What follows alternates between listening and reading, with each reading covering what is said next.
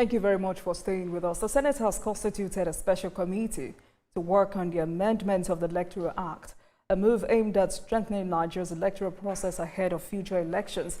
And just some backstory. On Thursday, Nigerian senators disagreed over some provisions of the proposed amendment to the Electoral Act, prompting the Senate President, Judicial, to constitute an ad hoc committee to resolve the contentious clauses. The ad hoc panel is chaired by Ondo Central Senator Adeniyi Adigbomire. And let's hear directly from the Senate President, Judicial. And on the 19th, they will now go. So that's it. So that is 5th on Thursday.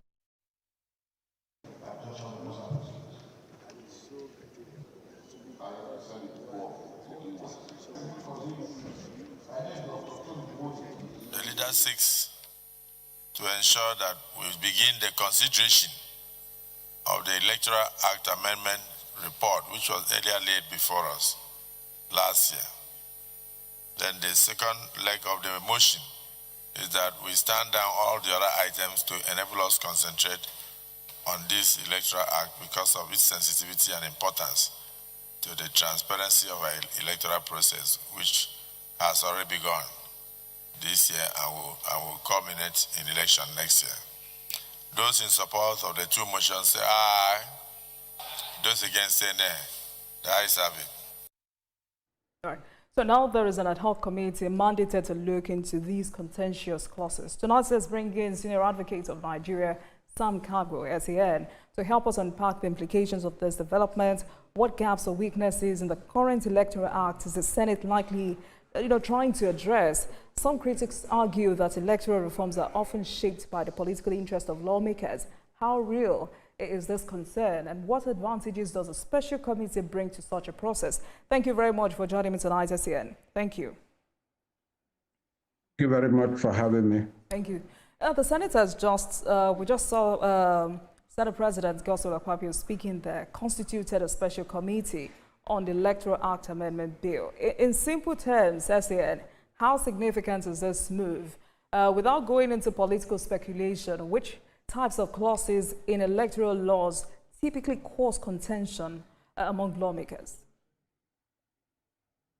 Well, I think that's part of the usual lawmaking process. The lawmaking under the Constitution is a step-by-step procedure, and each step is important. Like he has said, a bill has been placed before them, and that would be the first reading.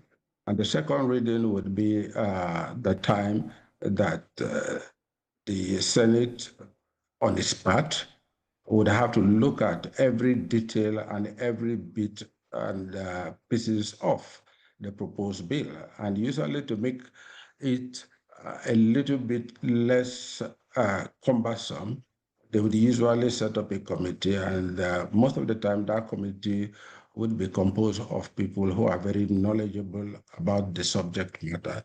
They would go as a committee, look at the details of it, and at the end of the day, come back to the House with their own proposals. And the proposals would now be put at the plenary sitting and considered. Right. So that's what I think that has been done in this instance. It is meant for the committee members. If you look at the list of committee members, there are people who have been governors, and those of them who have been old in the House, doyens of the House, and who are very knowledgeable about the electoral process and the lawmaking process. So it is meant for them, that is at the instance of the House. Usually, those committees are supposed to make sure that every, like I have said, bit and piece of the thing is tied together, so that when the bill is represented in the House, there are proposals in the form of what would I call it now, the proposals to the House for them to vote on. And if all of the proposals are voted, then it becomes part of their own bill, as against what the other House would have done. Absolutely, yes, yeah. And if also go by what Honorable Member Adebayo Balogun had said, is the Chairman House Committee on Electoral Matters.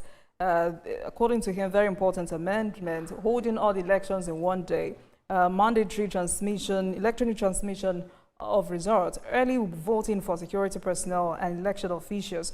I mean, this is also looking into diaspora voting and conclusion of election dispute before swearing in, which was a major a major challenge in the last election. Now, which of these areas, I mean, if you're looking at all of these areas, which of them would you say urgently need amendments? Well, let me start with the one that I think there will be a little bit a logistical challenge, which is that of holding the entire election in one day, because it is very obvious that when you spread wide, you spread thin, and we have seen INEC performing better when it has what would I call it, sometimes by elections that have to do with perhaps just a state or perhaps just a constituency or a district. They become better in the sense that they have the manpower, they have the personnel to actually man those elections. But when they would usually have the duty and responsibility of conducting election across the country, you see the lapses, you see the gaps, because they have to deploy officers to the field, and whoever they deploy to the field is somebody that they would be responsible for. And you see over time, because they don't have standing personnel to go to the field, they employ youth corps members, and we see the lapses. Those of us who have been part of the electoral process and the post-electoral dispute, we see that part of the problem and many of the problem they have to do with the competence level of the personnel they deploy to the field. And if you now say they should conduct all the election, including the presidential election, the governorship election, senatorial, and House of Rep election, and the state houses of assembly election. That to me will be too adventurous and maybe counterproductive. So I'll start with that. Then on the issue of diaspora voting, to me, yes, it's ideal, but we know what it is.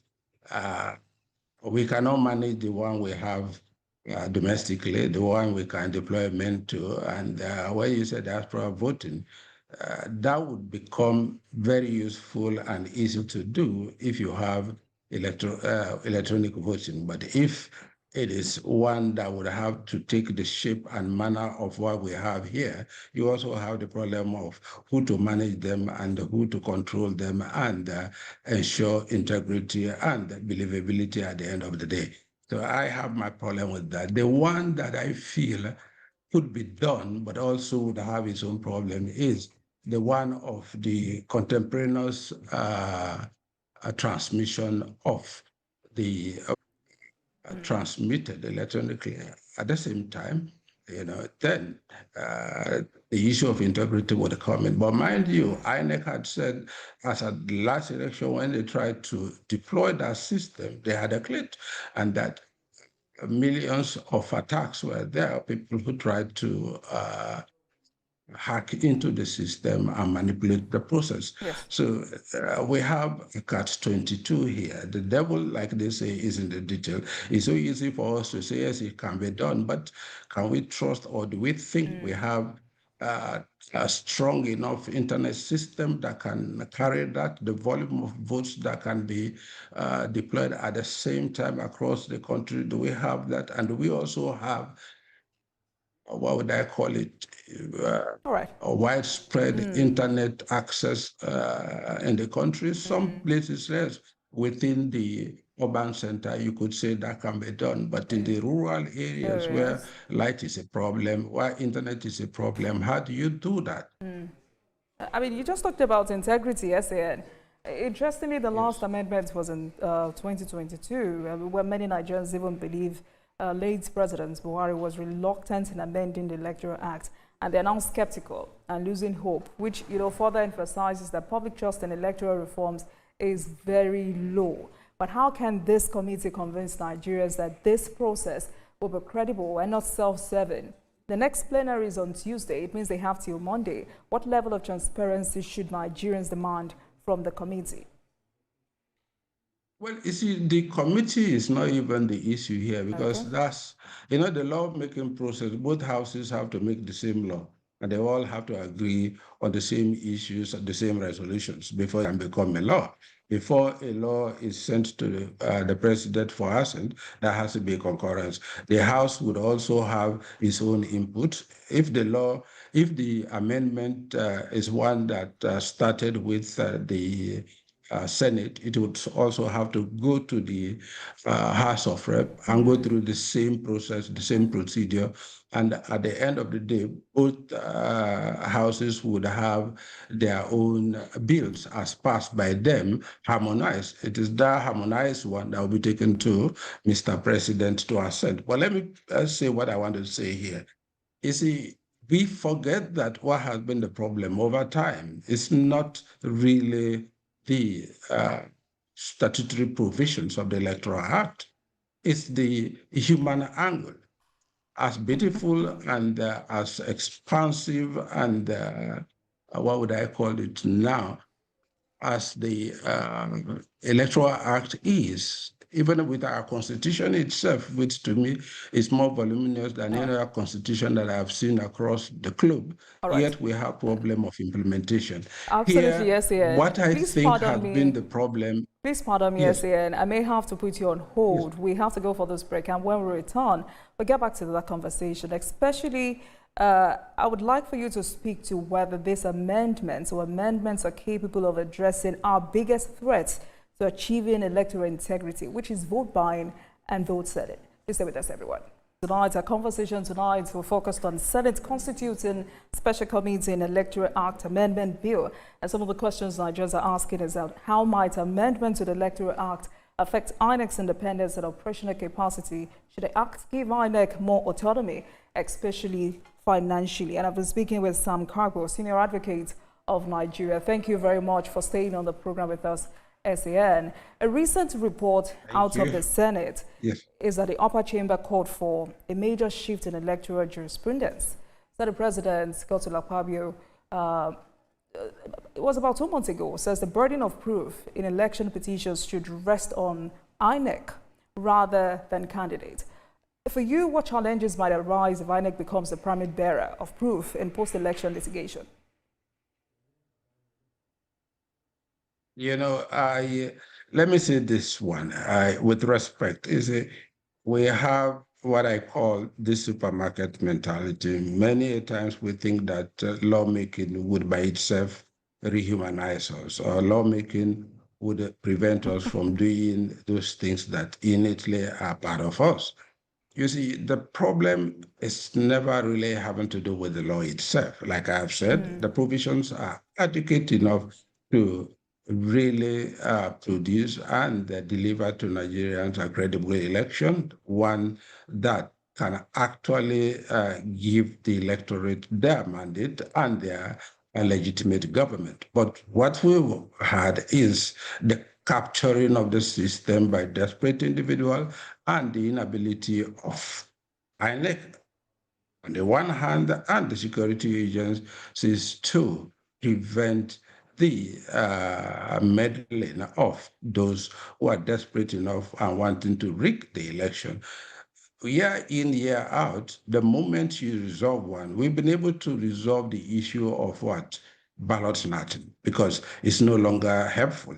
What we now have is basically vote buying.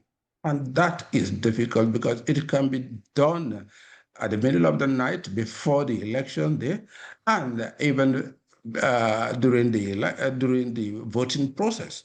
That, to me, for now, is the headache. What sort of legislation are you going to put in place to prevent that? If the executive arm that is supposed to actually do the policing and the management by itself is incapable of doing that, capacity for INEC to me is a problem.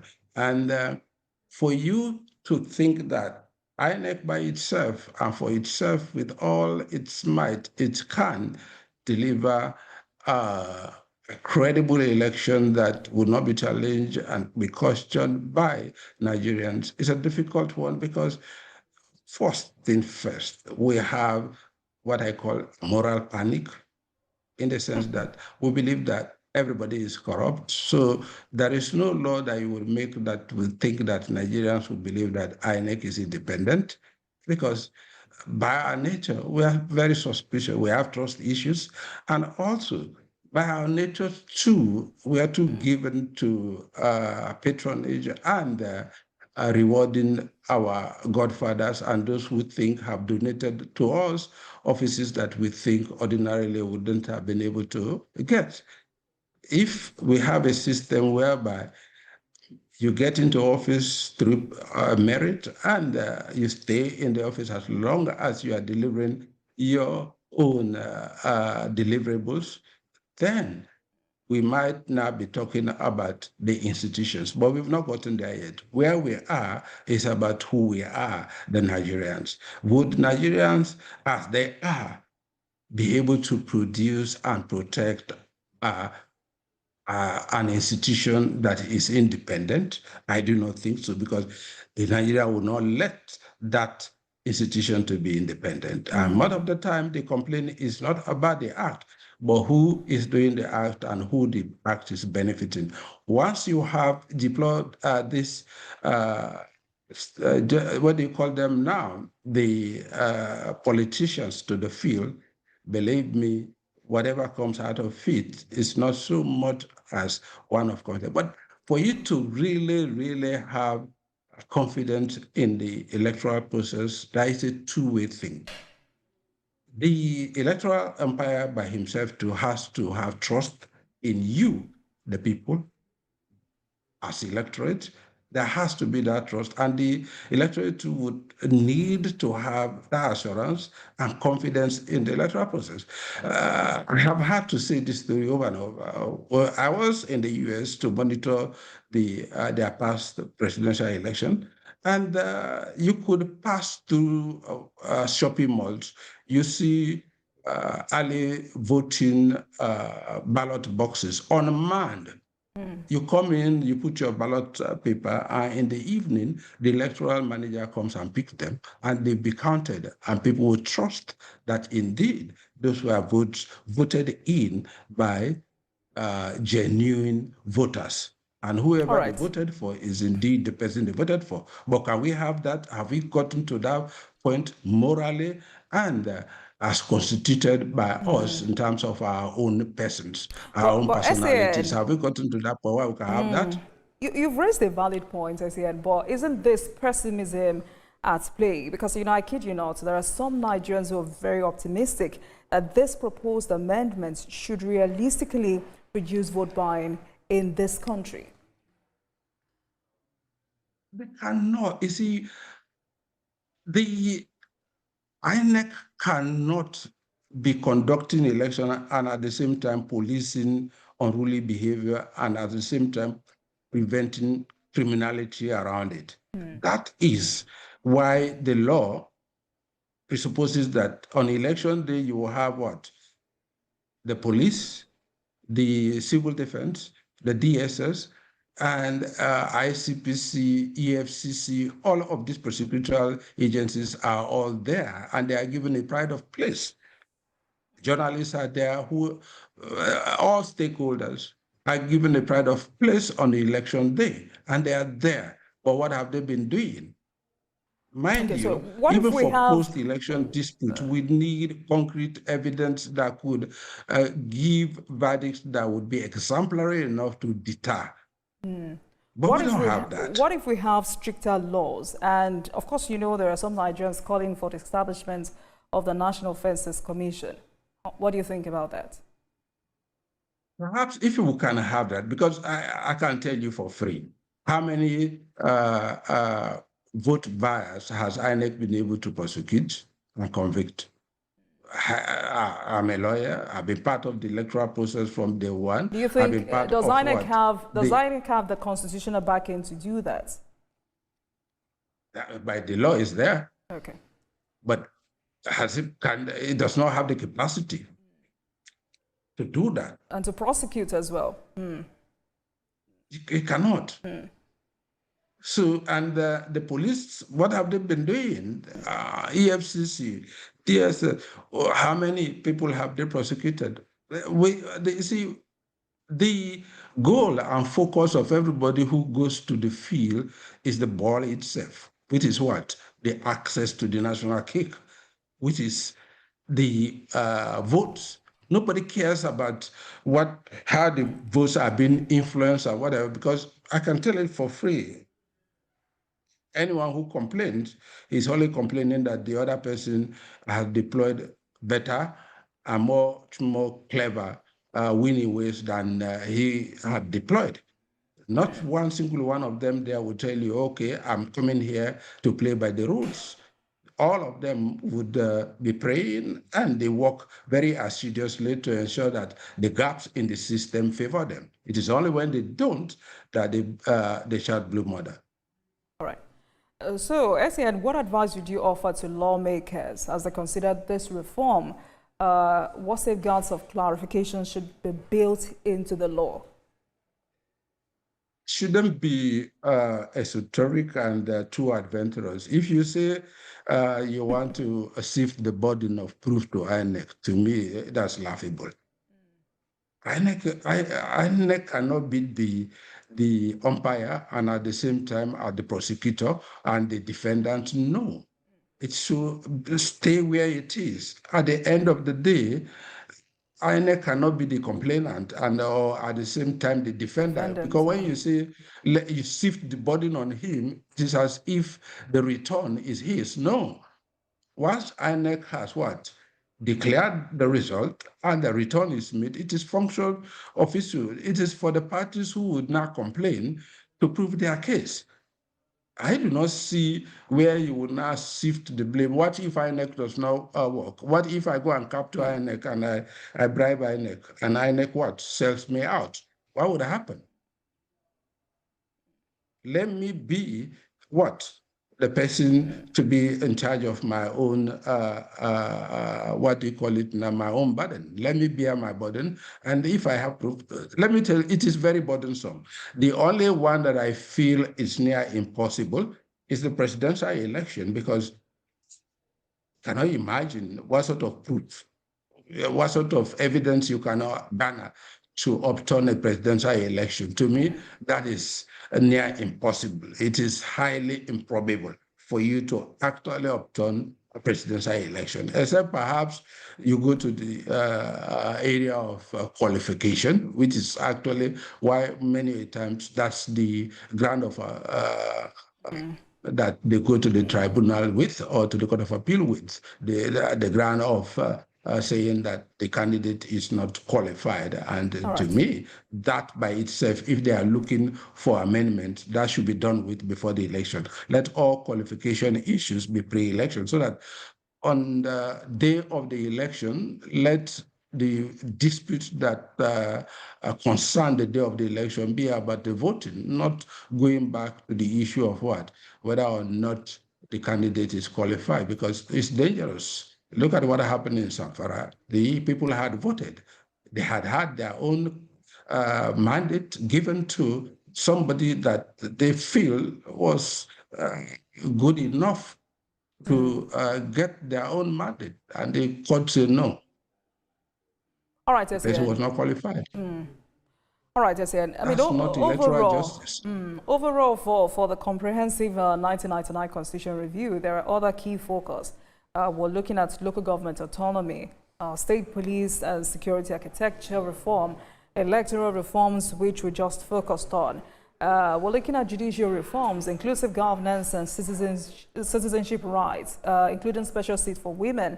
There's a devolution of powers, fiscal federalism, and revenue allocation. You're a lawyer, so let me first take you up on judicial reforms. Nigerians are looking forward to a framework that would enhance accountability and transparency within the judiciary. We're looking forward to specific provisions that would insulate judicial appointments from political interference.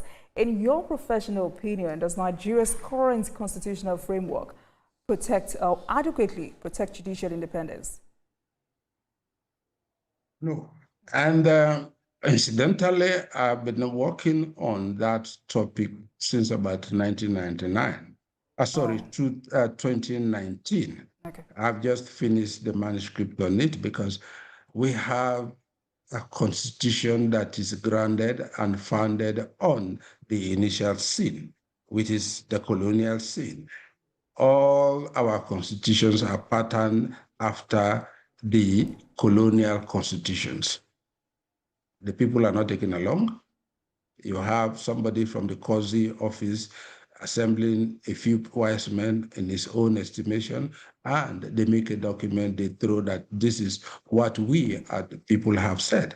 And you could see the lacuna, the gap between what you call constitutional legitimacy and political legitimacy and the people's legitimacy. How can you have a constitution by itself that entirely say nothing about the people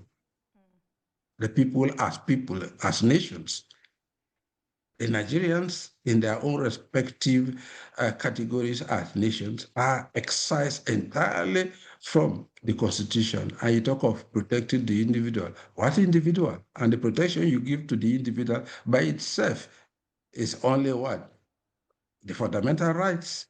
And thereafter, everything that has to do with governance is not the individual that can actually negotiate a fair federal system in Nigeria. It is not the individual that can ensure that we have a president that is accountable to the people. It is the people themselves. Let the people have a say in how they are governed, because people as people is real. The Igbo man is real, the Yoruba man is real, the Hausa is real, Nigeria is not.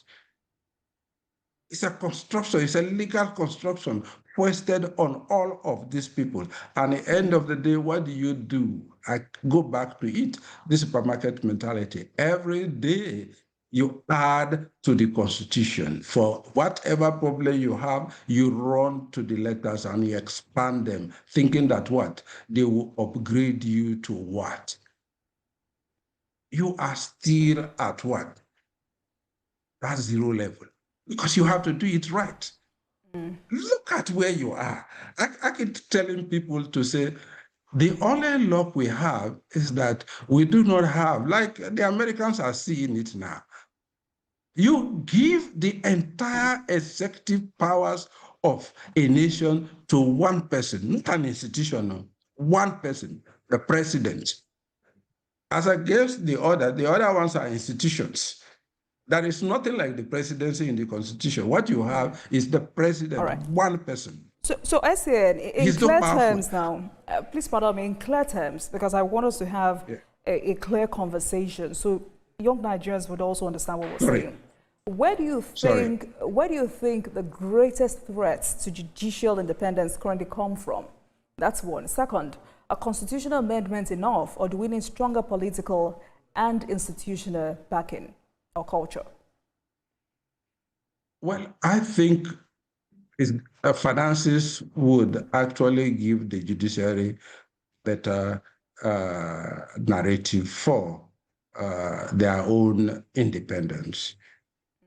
You cannot say they are independent when they would have to come to you for their own finance. Yes, the Constitution says there is some bulk money put aside for them, but you know that that's not enough. And whenever they have problems, they have to come to you. Look at the influence of the state governors over the state judiciary. Look at the way this judiciary itself is federated under one body, the National Judicial Council. That body by itself is incapable of giving them independence and protecting them.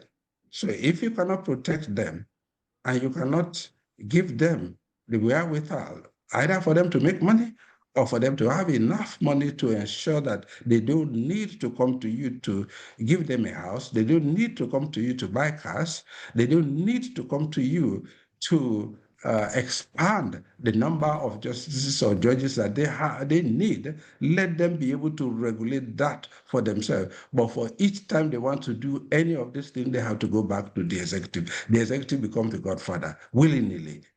That, to me, is the problem for the judiciary.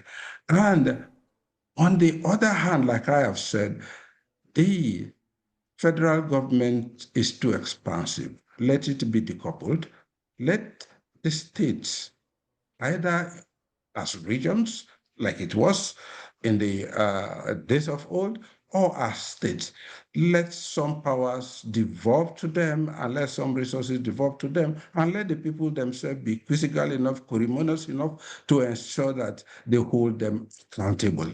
Accountability has to be both vertical and horizontal, because I can tell you, you cannot get any better public institution or agency over and above the tolerance level of the people. We tolerate a lot. We ignore a lot. We give succor. We even egg on what is happening. We see the states. To me, yes, I have said that the states should be given more resources, but the flip side of it is that what have they been doing with what they have?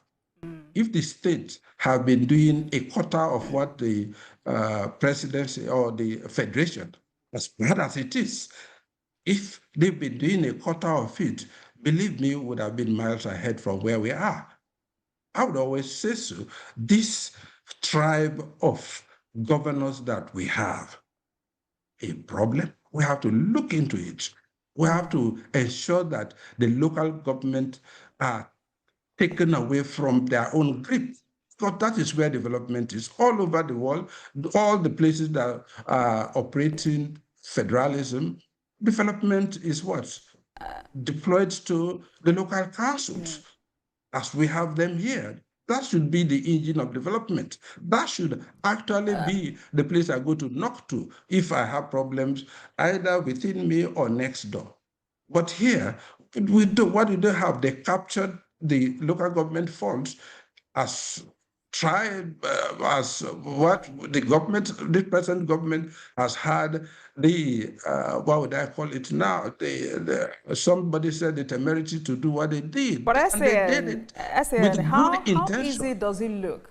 How easy does it look? I mean, the Supreme Court has ruled, yet President Tinubu is seen threatening enforcement through an executive order. Does this suggest governors only respect the law when forced? Are we in trouble? This is where it is. You see, they blackmail you as many of us take a look at Mr. President and say, how wish he had come out earlier, and when he was also more youthful. Believe me, because he has taken some decisions that many of them were fearful to take. And when you ask, they say, if we do that, these governors will blackmail us, I will be out of office. But let me say so. His own effort have to be complemented by our civic culture. I am saying this, let the people know that the governors are their agents, not the other way around. We cannot have a situation where the tail is wagging the dog. It's all that, to me, is an anathema. Let us look at them the way we are looking at the federation. Let all efforts be deployed to ensuring that they are accountable. Let them tell us where local government funds are going to. They are publishing humongous funds that are going to the local government, but what are you doing with them? And what do you do? To me, if you ask me, let them stop. If the amendment would go as far as taking away the power of conducting local government elections, to me, even though that would in itself breach federal spirit, I think we should start from there, so that INEC should by itself also start conducting those elections, so that this idea of one party results that's not coincidental to say the governor's party is always the one having 90% or 99%, if not 101%. That's not coincidental. That is a very deliberate or a very obvious evidence of the fact that those results are just manipulated. And that is why, even though he could see I can tell you for free, when the Attorney General went to the Supreme Court to ask for their autonomy, they wanted to go there and oppose that very particular suit. The local government councils, as a body, they went there to oppose it. It was only that the Supreme Court said, no, you are not a party and we don't think we need you to decide this. You can imagine the folly in that, to tell you how much of a slave mentality that had been imposed by them, on them by the governors. They are so slavish. The same thing with the State House of Assembly. So if indeed we want to go beyond here, to me, the regional government system can be tried, or should be tried, because with that, they would have a way of curtailing the excesses of these governors, if we still think we did them, to ensure that we reduce wastage in the governance system. Let me tell you something. The entire West, as it was, from Lagos to Asaba, it was what? Ruled by one premier with 10 secretaries only. So if you say, okay, you had only 11 thieves, that's better than what you have today. All right, SEN. Take a look at one state alone and see the number of people that are there that our resources are exposed to. All right, so there is so much wasted in the governance system that no matter what we think we can do, and I can tell you for free. Sadly, we're out of state time. Police system. Right. Yes. Sadly, we're out of time, Senator SEN. But one big conversation or question from this conversation you just raised is, what would it take for ordinary Nigerians to fully understand that these governors are their agents and not the other way round, and must be held accountable? But I'm sure that's a conversation we would continue some other time. Sadly, we're out of time. Thank you so much for speaking with me tonight. Sam Kagwo, Senior Advocate of Nigeria. Thank you so much for your time, and please have a great weekend. Thank you very much. Thank you. And thank you very much for watching, everyone. That marks the end of today's episode of Politics Tonight. But before we go, let's tell you that the views and reactions of our resource persons are theirs and have no connection with TVC News. Meanwhile, you can watch the repeat broadcast of this episode at 12:30 a.m. Get in touch with us on our social media handles, Facebook, Instagram, and X at TVC News NG, and at Olajumoke. We're using the hashtag Politics Tonight.